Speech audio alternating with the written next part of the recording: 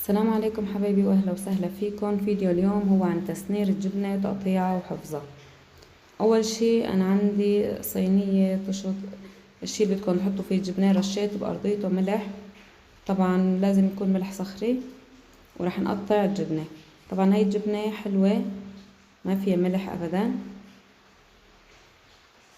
مثل ما بتحبوا تقطعوا الجبنة، بتحبوا تخلوا الكعب اكبر من هيك، بتحبوا اصغر. انا بلاقي المهم الافضل انه يكون كعب الجبنة رقيق.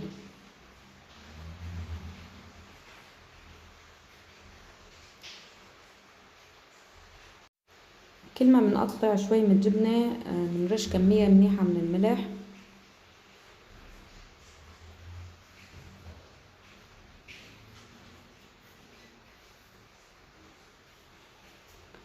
هاي الطريقة فيكن تحفظوا الجبنة بالفريزر او بمي وملح.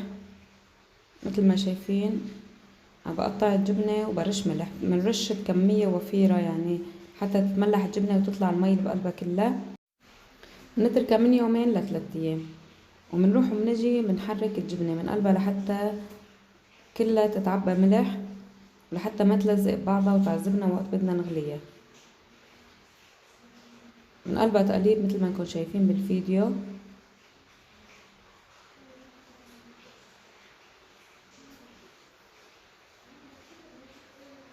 شايفين بلشت تطلع منها المي. انا تركتها 2 يوم، وبعد 2 يوم الكعب مكن شوي من الملح، وهي المي اللي طلعت من الجبنة. هلا رح نغلي حوالي سطل مي، ونضيف له كوب ملح صخري مثل ما قلنا، بنحركه شوي. بنحط للجبنة محلب ومسكة بالغلي. هاي المسكة دروس، وهي المحلب فيكن تطحنوه بطاحونة اذا عندكن على الكهرباء، وفيكن تدقوهم دق. انا دقيتهم. هاي المسكة والمحلب رح نحط منها شوي بقلب مية الغلي، حوالي معلقة اكل. نحن عم نغلي الجبنة بتعطيها طعمة كتير طيبة للجبنة. بعد ما تغلي المي بننزل الجبنة المملحة،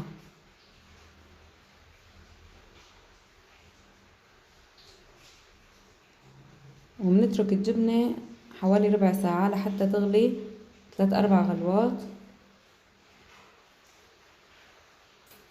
بالمي وملح والمسكة والمحلب.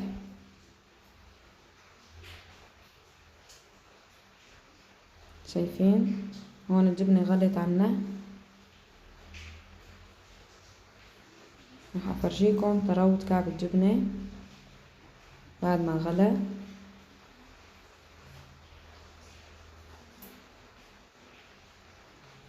يعني اذا مسكتوها باصبعكم تقريبا بتدقر بالطرف الثاني.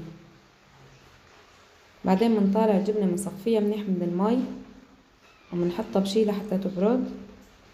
نزلت وجبة الجبنة هون، وهلا رح ارش عوجها محلب ومسكة وحبة بركة.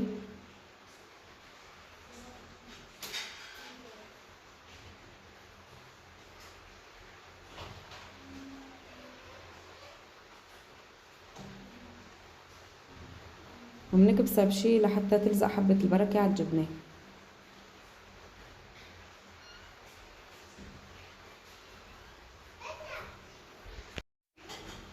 فيكن تحطوها بالمطربين اول باول هي وسخنة، بس ما تضيفوا لها المي لحتى تبرد.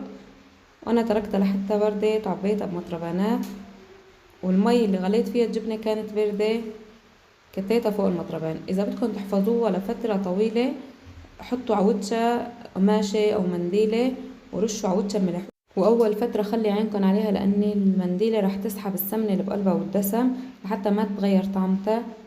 غيروا المنديل اللي فوقها ورجعوا اضغطوا المطربان وخلوها بمكان بارد. اذا بتحطوها بالبراد بكون افضل.